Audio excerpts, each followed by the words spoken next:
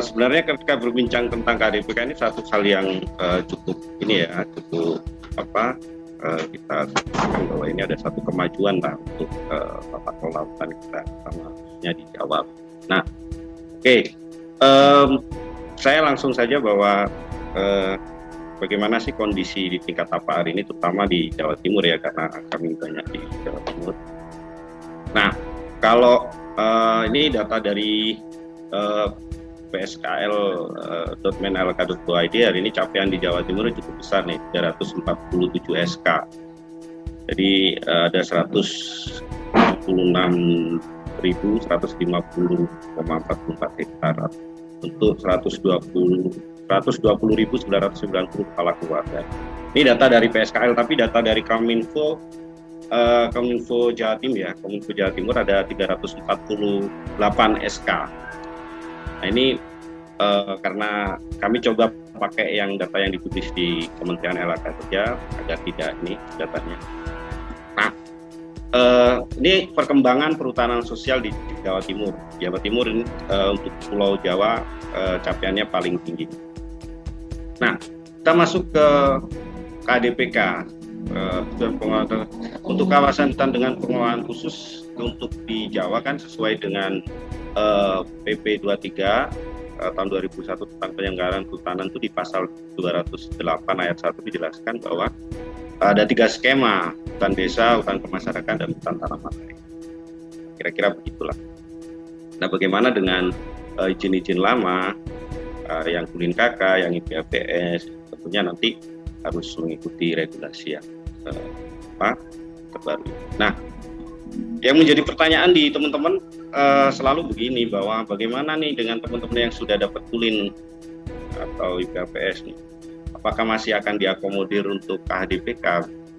Nah, sebenarnya di Peraturan Menteri Nomor 7 Tahun 2021 tentang Perencanaan Kehutanan, Perubahan Peruntukan Kawasan Hutan, dan Perubahan Fungsi Kawasan Hutan serta Penggunaan Kawasan Hutan itu di pasal 472 ayat 4 secara ini tegas mengatakan bahwa sebenarnya kawasan kriteria teknisnya itu adalah juga masuk kawasan yang sudah dikeluarkan izin pemanfaatan perhutanan sosial, terus juga ada areal pengakuan dan perlindungan kemitraan kehutanan, dan ada yang sudah juga masuk PIAP dan sebagainya, atau yang telah dicadangkan untuk perhutanan sosial. Terus kemudian banyak, ada beberapa ini yang kriteria untuk penetapan tadi. Karena pertanyaannya sederhana, bahwa keraguan teman-teman atau kegelisahan teman-teman di tingkat TAPA ini, terutama yang sudah dapat SK perhutanan sosial, baik itu Kulin KK, terutama yang Kulin KK ya, bahwa mereka pada akhirnya nanti nggak akan dimasukkan KDPK. Sebenarnya kalau mengacu kepada Peraturan Menteri Nomor 7 ini, seharusnya dapat diakomodir untuk masuk KDPK. Saya agak percepat. Nah, tapi kan pertanyaannya begini, selama ini kan ada beberapa PR ya, PR pasca izin itu. Jadi kalau kita ngomong ada 3 fokus, yaitu kelola usaha, kelola kawasan, dan kelola kelembagaan di pasca izin. Sebenarnya hari ini tantangan terbesar atau banyak PR yang perlu diselesaikan itu tadi. Banyak kelompok atau kelompok perhutanan sosial ini yang belum selesai menyusun rencana kelola perhutanan sosialnya atau RKPS-nya. Kemudian juga banyak teman-teman tuh yang belum melakukan kegiatan penandaan batas. Nah, ini yang harusnya segera difasilitasi juga ketika nanti menuju peralihan itu sudah tidak ada lagi ini, karena nanti kan di KDPK kan dipisah ya kelolanya dari perumput tani, maka harus diperjelas dulu juga batas areal kelola dari kelompok perhutanan sosial ini, sehingga tidak sampai hari ini kan teman-teman selalu kebanyakan di pingpong ya, ini mau penandaan batas kemana nih, ke BPKH atau cukup dengan perhutani, ya kan? dengan PHW atau bagaimana. Nah ini yang negara harus hadir untuk segera melakukan fasilitasi ya di penandaan batas ini, dan kemudian juga di penyusunan RKPS, rencana kelola perhutanan sosial. Nah, karena kan ini juga untuk menjawab sebenarnya keraguan para pihak bahwa masyarakat nih nggak bisa ngelola hutan gitu loh. Ini kita harus jawab secara terang-terangan bahwa sebenarnya masyarakat bisa kok begitu loh. Kita harus percaya dulu deh gitu loh. Kita harus percaya bahwa teman-teman punya pengalaman ya kan, mengelola hutan dengan baik maupun pola PRBM maupun dengan yang perhutanan sosial itu sudah punya pengalaman sebenarnya untuk melakukan kegiatan menghutankan kembali. Masyarakat sudah punya pengalaman. Jadi jangan kemudian kita malah seolah-olah hari ini ketika ada KHDPK ini kan banyak pihak yang meragukan bahwa nanti hutan di Jawa ini makin hancur. Nah ini yang harus kita hilangkan dulu pikiran-pikiran ini. Kalau kita mau ngomong jujur-jujuran, sebenarnya siapa sih yang merusak hutan itu kan? Nah ini kenapa masyarakat yang selalu dikambing hitamkan berkait dengan deforestasi, legal logging dan sebagainya. Nah, kalau kita mau fair, kalau kita mau jujur, ya kita harus koreksi, harus berani juga melakukan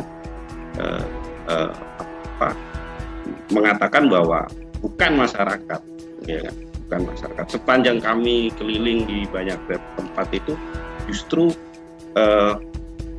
kerusakan hutan ini bukan disebabkan oleh masyarakat. Kalaupun ada keraguan bahwa nanti malah justru hutan ditanamin jagung gitu kan, ditanamin jagung, ditanamin di Klerengan tanamin jagung nanti longsor hutan makin hancur. Nah inilah pentingnya kemudian rencana kelola perhutanan sosial itu, gitu kan, bagaimana kemudian membuat satu desain sesuai dengan cita-cita perhutanan sosial, yaitu hutan lestari masyarakatnya sejahtera dengan banyak pola misal agroforestry gitu kan, dan sebagainya. Ini yang menjadi penting, nah, bahwa kita harus percaya dulu gitu. Dan ketika kita ngomong tadi kelola kawasan terus kemudian kelola usahanya, bagaimana kemudian meningkatkan produktivitas, kemudian meningkatkan ekonomi tingkat lokal ekonominya melalui perencanaan yang tadi di RKPS kita. Nah ini menjadi penting. Jadi karena kalau negara tidak hadir dalam proses ini, kemudian masyarakat ditapak juga terkadang bingung mau ngapain nih. Kira-kira sepanjang kami kemarin jalan-jalan, ada teman-teman LMDH yang sudah keluar izin keliling KK tapi masih bingung, ini RKPS kami belum bikin mas, bagaimana dan sebagainya. Nah ini yang harusnya segera dijawab. Tapi pada prinsipnya bahwa kita harus mesti percaya dulu bahwa masyarakat ini bisa. Tapi ada juga nih teman-teman yang udah selesai RKPS-nya, udah selesai, KUPS-nya udah bagus. Ini salah satu contoh nih, Mas Hartono nih LMDH Rengganis ya kan, dia punya kampung durian gitu kan, hutannya bagus gitu kan. Nah ini tidak sedikit gitu kan kelompok-kelompok yang sudah berhasil gitu melakukan kegiatan di bawah. Tapi juga masih banyak catatan-catatan tentang PR-PR yang diselesaikan. Nah, kemudian nanti dikelola kelembagaan. Kelola kelembagaan bagaimana kemudian kita melakukan penataan karena sustainable-nya itu 35 tahun ini bagaimana 5 tahun. Nah, jadi kalau kita berbicara tentang tadi bahwa kuncinya adalah bahwa keraguan tentang masyarakat ini nggak bisa atau nggak akan mampu mengurus hutan khususnya di Jawa ini harus kita singkirkan dulu nih, harus kita singkirkan dulu. Tapi bagaimana kemudian kita fokus bagaimana nih membantu atau negara harus hadir dalam desain besarnya, pertama di rencana kelola perhutanan sosialnya, yang kemudian lebih dengan prinsip-prinsip yang partisipatif lah, yang partisipatif.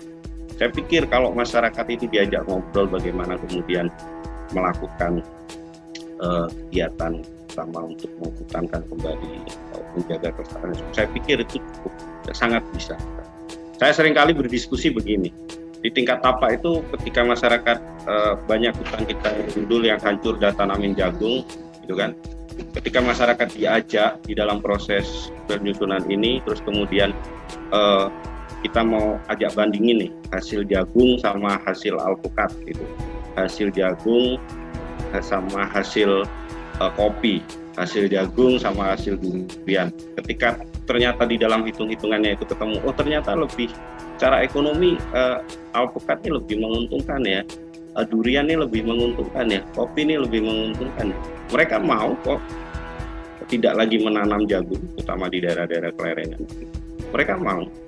Dan itu kami banyak buktikan di banyak tempat gitu. Keraguan-keraguan para pihak. Sebenarnya tinggal masyarakat diajak ini aja berpikir bahwa ini loh, kalau kamu nanam jagung selain nanti hutannya rusak, juga secara ekonomi kecil sekali dibandingkan dengan alpukat atau dengan durian, dengan kopi yang hutannya kembali hijau, secara ekonomi lebih menjanjikan. Nah ini sebenarnya yang mesti kita jawab. Nah, kuncinya di bagaimana kemudian fasilitasi di rencana kelola perhutanan sosial.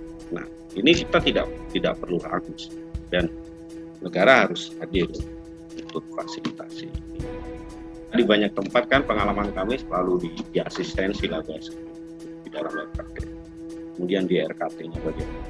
Ini menjadi penting. Nah kalau kemudian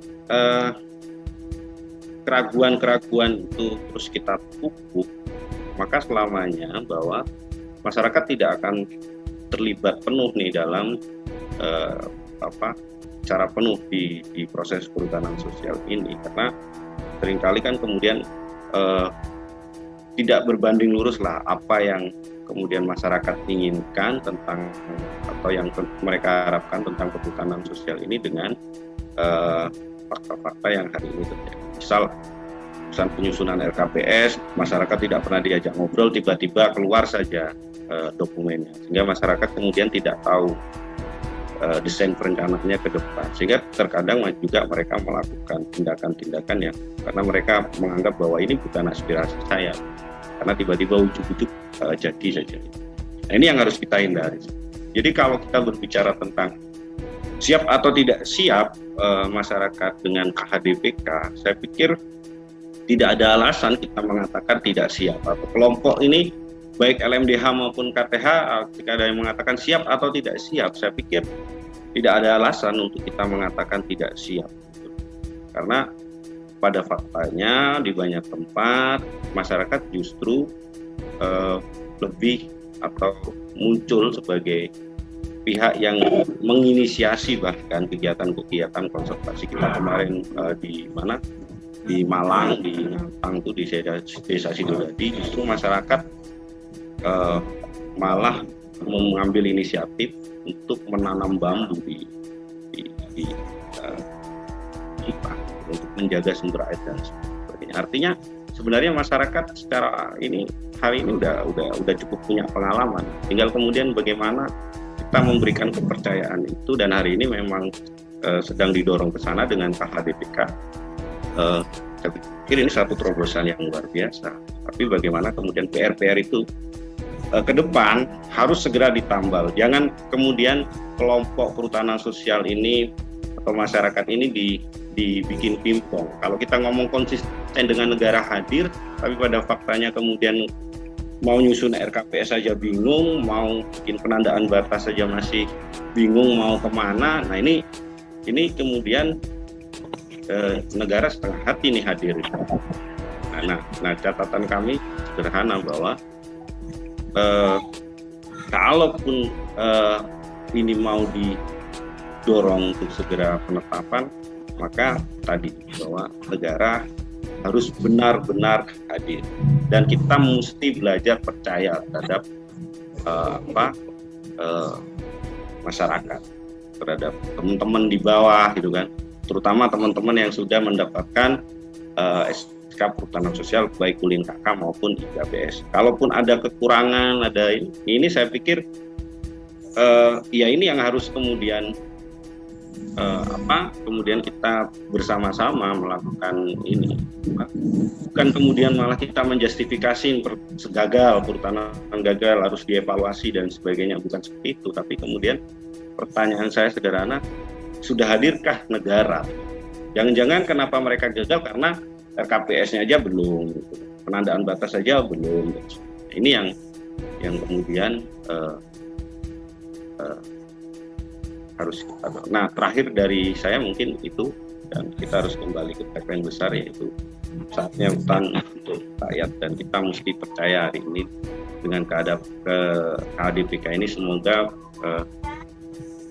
menjadi lebih baik lah bagaimana hutan kita, dan kemudian bagaimana masyarakat secara partisipatif mampu menjaga hutan dan meningkatkan kesejahteraan ekonomi. Mungkin itu Mbak Tami.